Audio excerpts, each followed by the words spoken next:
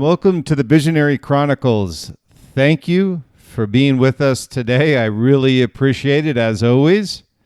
I hope everyone is having a wonderful day. We're going to talk about a great subject today that I've gotten a lot of feedback and comments on as I write my second book, The Visionary Leader. And there's one area, and it's been talked about on several different books, but I think there's a little bit of a, let's call it a misnomer on how visionaries use futurecasting, a thing called futurecasting. So as I wrote the book, The Visionary Brand, and then moved to The Visionary Leader, I found that futurecasting was something that came up frequently with all of the visionary leaders, particularly the ones that were the most recent. I'm sure that as I look back on Socrates, I look back on Leonardo da Vinci, unbelievable visionaries as I look back and writing the book. But all of them, in one way or the other, use this futurecasting. So I thought it'd be interesting today for us to talk about how you can apply this to your day-to-day as a visionary, as a leader in your business, entrepreneur, whatever it may be.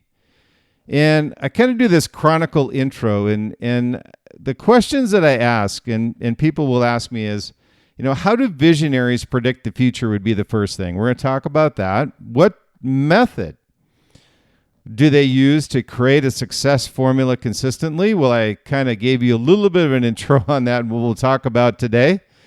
Futurecasting. It's a method utilized by almost every great visionary leader throughout history.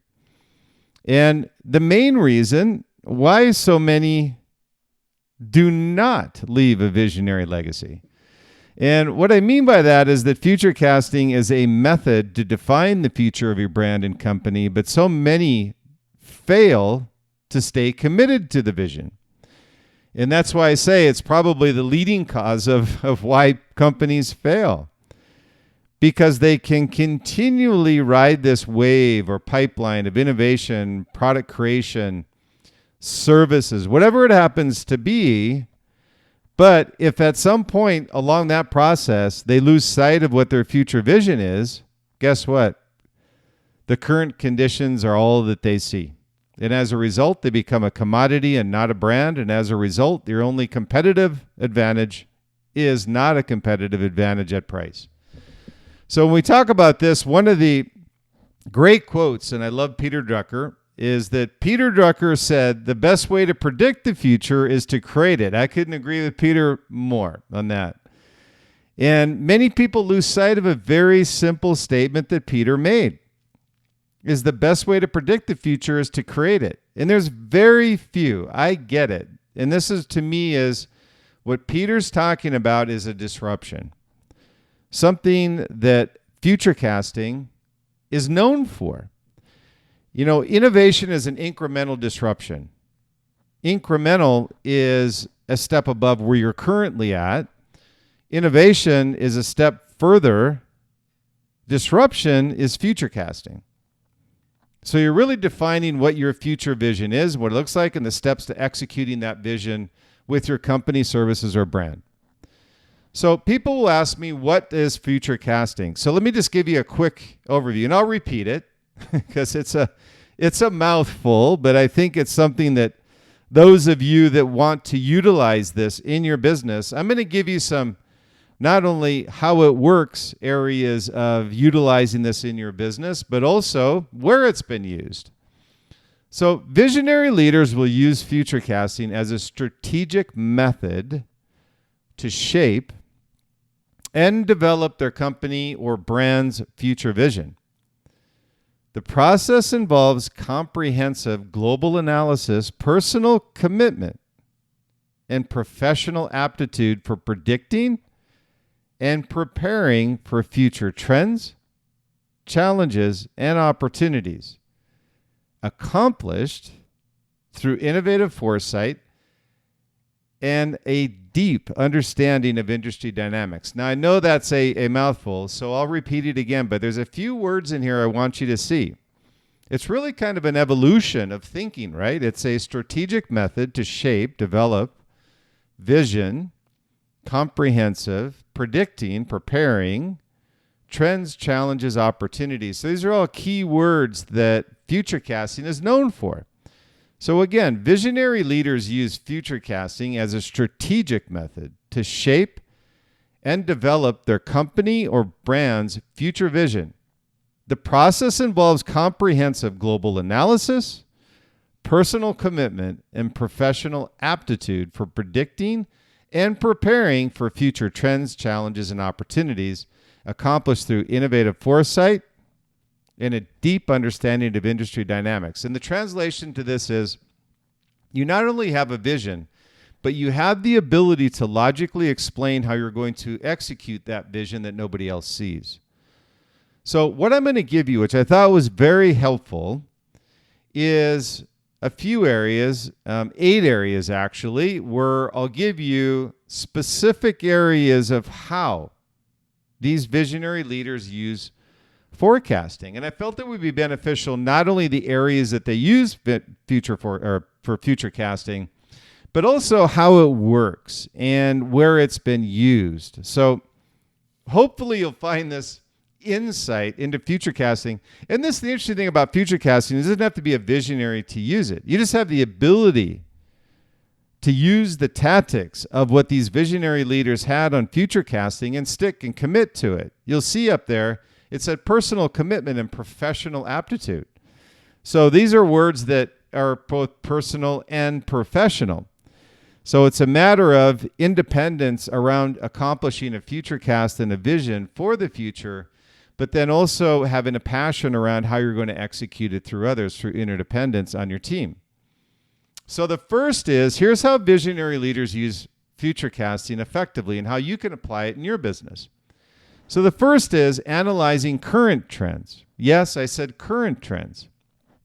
And how it works, first, is that visionary leaders begin by closely examining current trends within their industry, their category, along with broad, and this is a new one that came into Futurecasting, is technological and economic landscape. So if you're a global brand, and the reason that we say global landscapes on how it works current trends is that you need to understand the politics and the dynamics around different cultures if you're going to sell to them. So even Canada has a certain culture, Mexico has a culture, Spain, Europe, whatever it happens to be, countries, whatever it happens to be, each one of them has its own economic landscape. So you have to understand that as well. Technological came in because of artificial intelligence, because of all the evolution that we have. If you blink, you're behind. And that's really what technology is now. And also, by design, industry in your category, a broad understanding of these and the data, the insights, the intelligence about market shifts, emerging technologies, consumer behaviors, and global regulatory changes. I put that in there because, again, this is a global opportunity. It's a global vision that you may have. So again, analyzing current trends is number one. It's how it works as visionary leaders begin by closely examining current trends within their industry or category, whatever it happens to be for you, and leading along with a broad technological and economic landscapes. And then what they'll do is they'll gather data based around that and intelligence really about market shifts and things that are happening within their industry, their category, the service that they're providing. And emerging technologies is extremely important. Consumer behaviors and global regulatory changes. So global regulatory changes, political environment, the culture, whatever it happens to be. So really identifying a global, broad current spectrum of what you're walking into. And an example of where it's used. So by recognizing patterns, these visionaries can extrapolate these trends to forecast future potential scenarios. And a great example, I use this all the time, but again, it's a great example of Steve Jobs recognized early trends in digital music and mobile technology, leading to the development of the iPod. 1,000 songs in your pocket. It seems like a while ago that happened, but that was truly a significant disruption, not to digital music players, but to the music industry itself. And that led to the iPhone, which revolutionized industries. So that's analyzing current trends. It's not asking people what they want. It's identifying what they don't have and what they need. The second thing is identifying emerging technologies. How it works: visionary leaders actively seek and invest in emerging technologies that could disrupt or transform their industry. Remember, you can always take a step back from disruption. You have to take a leap forward from innovation to hit disruption. So the beautiful thing with disruption, if you can hit a disruption, it is a pipeline you can surf for 5, 10, whatever your industry happens to be, but it gives you a leapfrog over your competition. So we talk about that could disrupt or transform your industry. They explore how these technologies could evolve and integrate into their company's future products, services, or operations. So again, identifying emerging technologies. So another example, where was it used? Jeff Bezos, Amazon fame, we know that, for example, he had foreseen the potential of artificial intelligence and cloud computing. Amazon was just about products and service. So he invested significant amount of money in these early technologies that he had seen that were evolving. And we know today what that evolution looks like. So this foresight led to the creation of AWS, Amazon Web Services, which now dominates the cloud computing space. Now, who would have thought that? Well, Jeff did, because he knew this was an emerging technology that he needed to be a part of, and he needed to get in front of it fast before somebody else did. And number 3 is imagining multiple. And this is a classic futurecasting. Okay, every visionary does this. Imagining multiple future scenarios, because everybody thinks, when they think of futurecasting, they go a single pipeline vision. Well, there's a lot of contingencies built in and pivots built into futurecasting. So how it works is, instead of just focusing on one possible future, these visionary leaders, and I have this in the book that's coming up. I'm going to release this the Q1 of next year.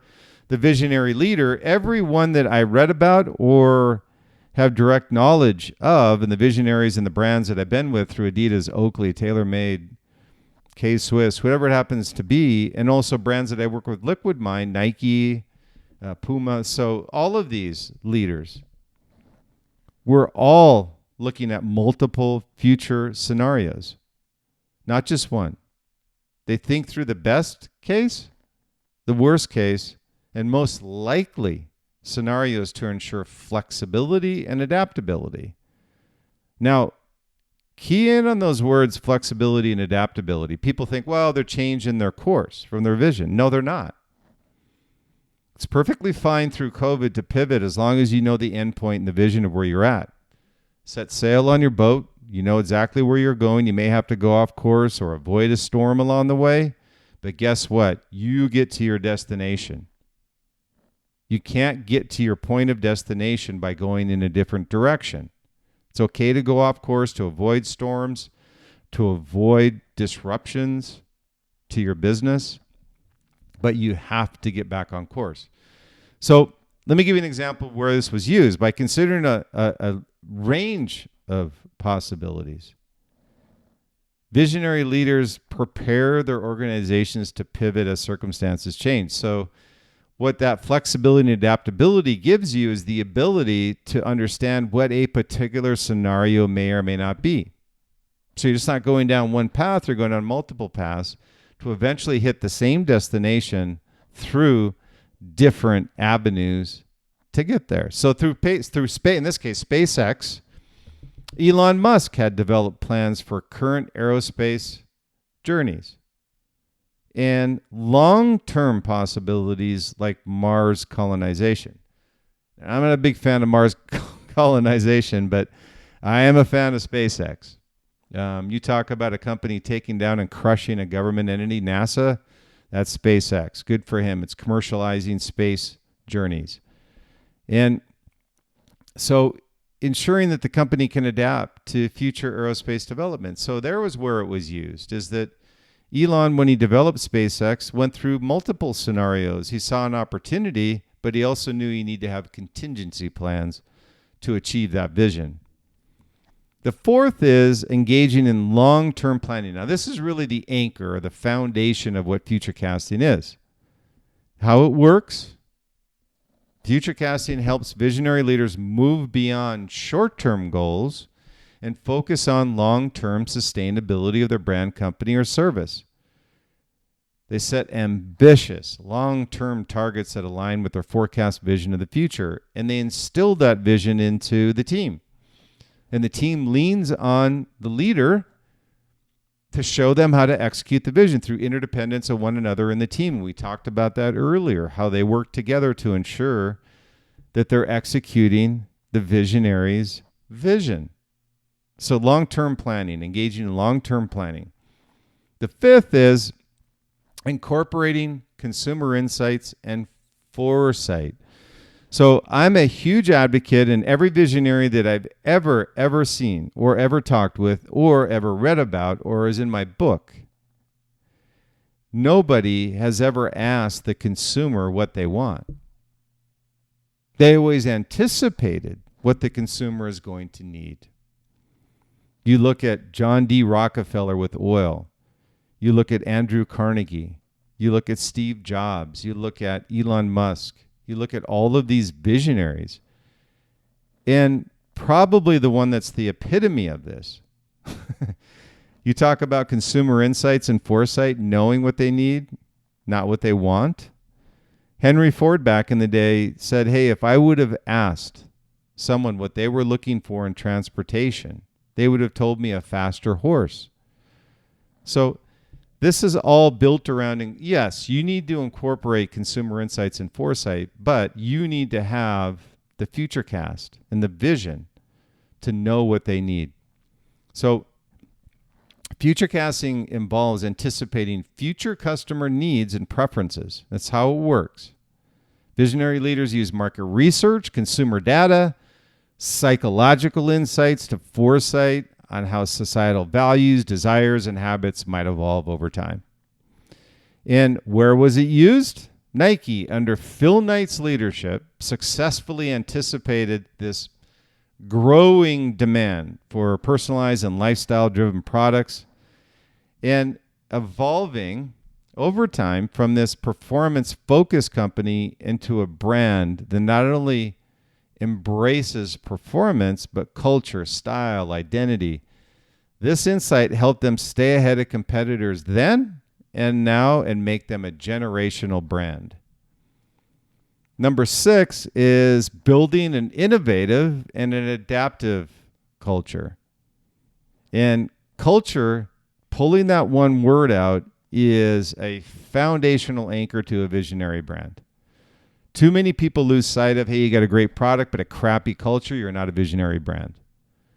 So how it works is visionary leaders use futurecasting for strategy, and they build a culture of innovation and adaptability. That's their foundation. That's their bloodline. That's who they are.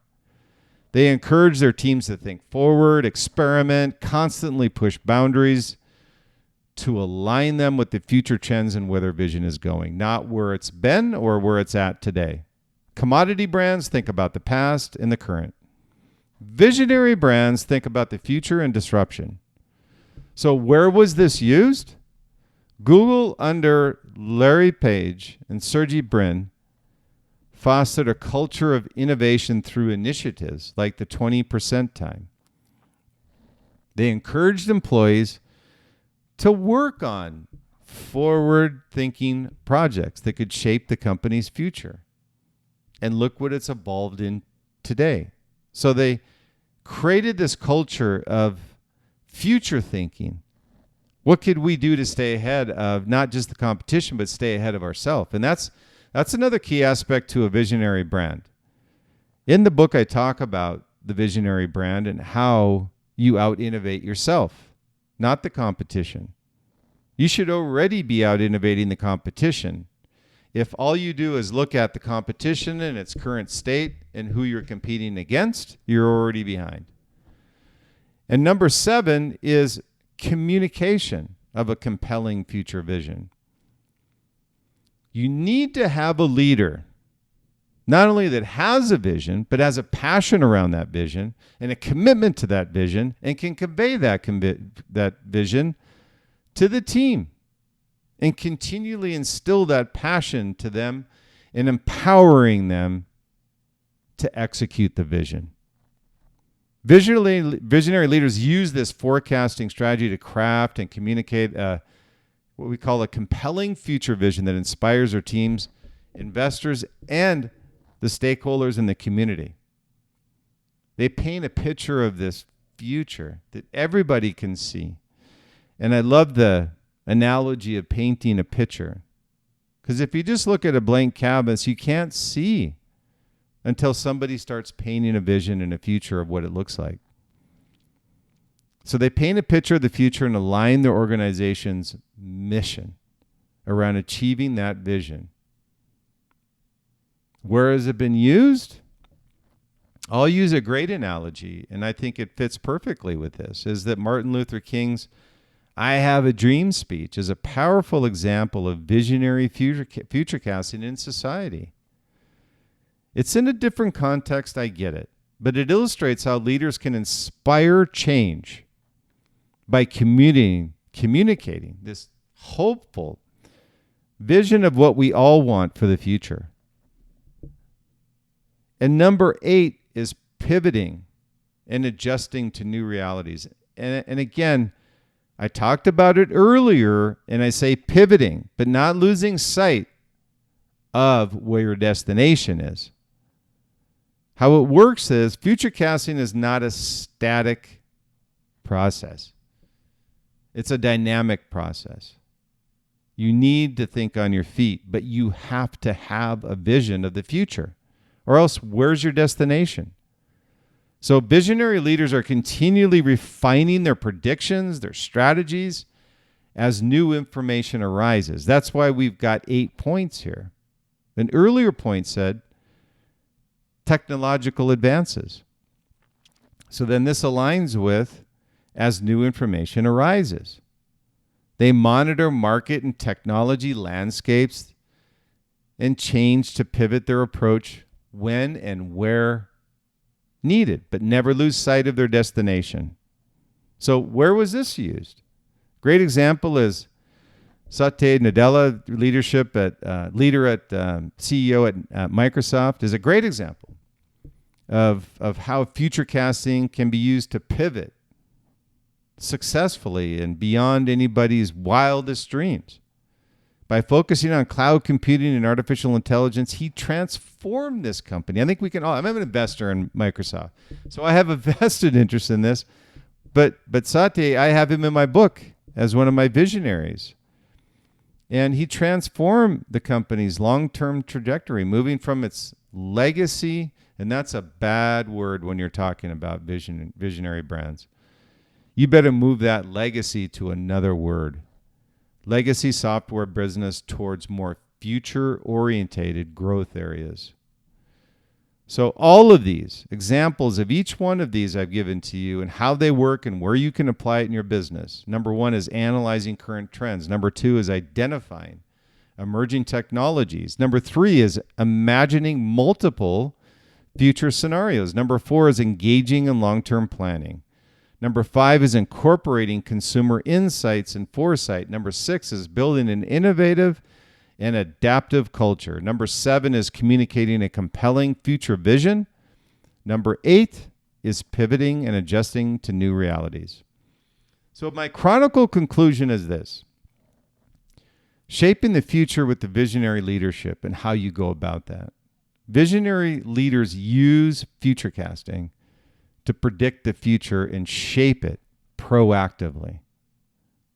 They combine data analysis, creativity, foresight, and they guide their companies and brands towards sustainable growth, innovation, and long-term success. And you can do the same by applying these 8 points to your business.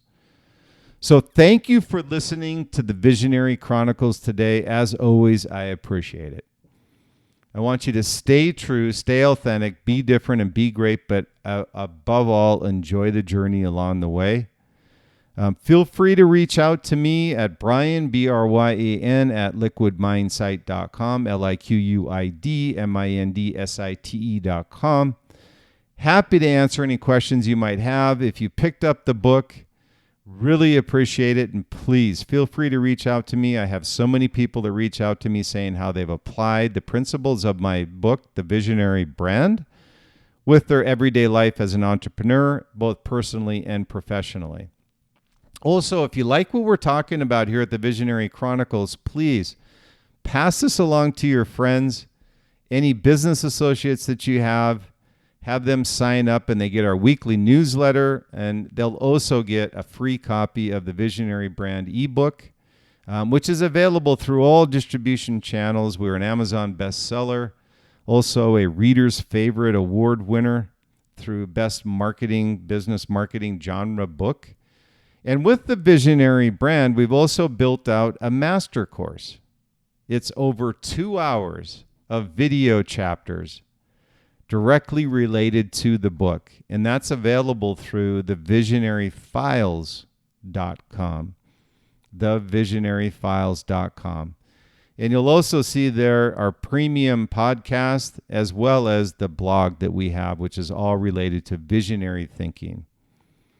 And also, if you would like any advice or have an issue that you're dealing with in your business that we talk about today or previously, we have a sessions one-to-one advisory, as well as we have a free advisory session through Liquid Mind. So feel free to sign up online. We'll give you a free advisory session at liquidmindsite.com, liquidmindsite.com.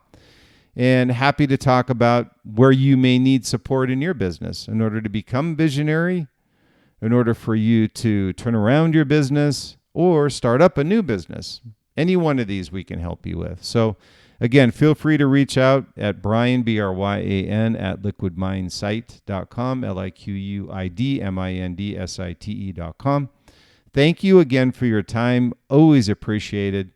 Until we meet again on the next Visionary Chronicles podcast, have a great day.